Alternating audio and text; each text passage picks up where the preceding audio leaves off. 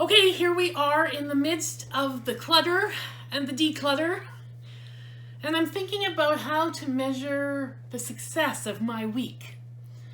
And I think it depends on how you look at things.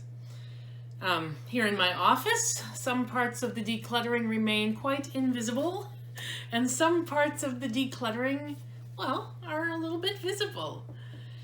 And I could measure it by the garbage and recycling and shredding receptacles. Indeed, it is helpful to see that there's things in them to realize that things have been going out. Or do I measure it by the time I've spent decluttering? Mostly the time I've spent thus far makes me think I should have done this and nothing else but this all Lent.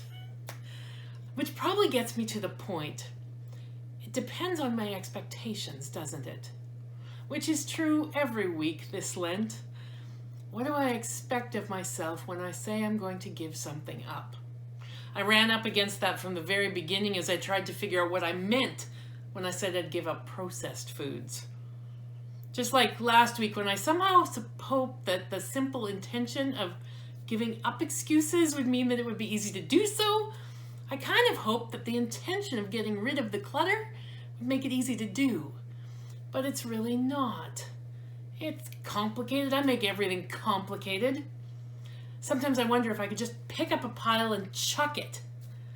But as I've discovered as I've been going through all the paper, I have a lot of music on my desk.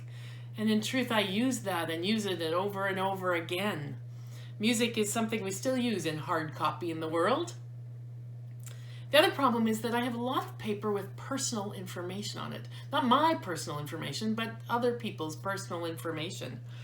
It needs to be shredded, and so there's a whole extra step there.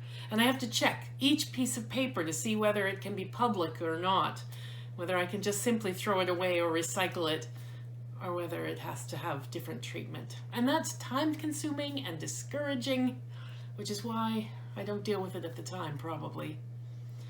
I really wanted to be further along by now. I wanted to explore different kinds of decluttering this week, like get down to the bottom of my freezer or go through that drawer of plastic bags and bread ties in the kitchen. But I think it's time to revise my expectations. I think I'm going to confine my decluttering to this room and see how far I get.